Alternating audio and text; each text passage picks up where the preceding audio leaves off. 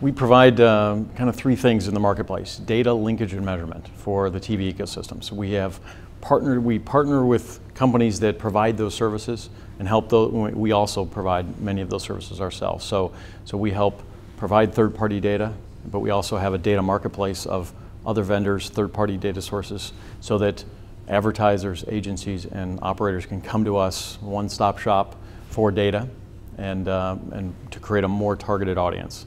So that's our first goal, is to help craft those audiences. Second is the linkage of all those many data sets. You need a trusted third party to do that. Our background as a credit bureau has helped us be a trusted source for that. And then finally, measurement. So you got to take all these results, take all the various inputs and outputs from the campaigns and link them all together, and measurement produce meaningful results to create the closed loop. So tell us, like, a little bit more specifically for the programmers and the networks, kind of what your role is.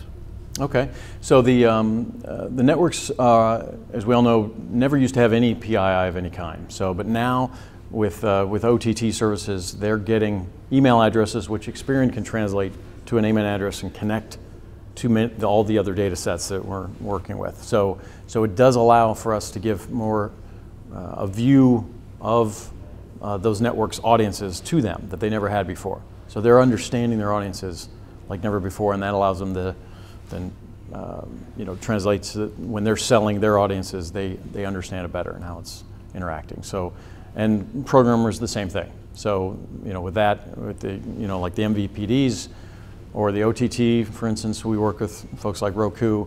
They can same thing. We can help them understand their audience much better.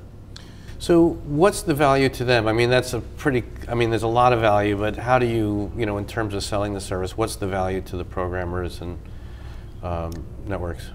They can accurately, by understanding, they can convey that to the advertisers looking for, I'm looking for fashionistas.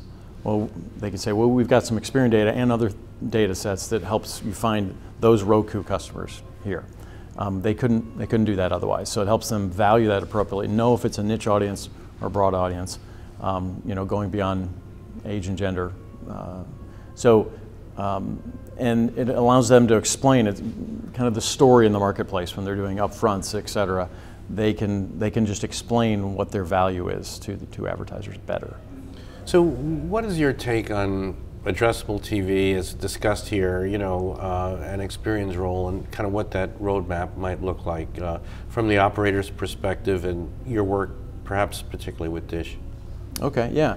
Our role is we've kind of been at the forefront of addressable TV. We were the very first Comcast trials in 2007, 2008, and it's we view it as the trusted third party to take in these data sets, link it together, kind of as I mentioned, and help them continue to explain it as well, because as we discussed in the panel, there's still some misconceptions about it, and people think it's either more expensive than it is or more difficult to implement, and it's really gotten a lot better recently, so we work with advertisers to talk about that.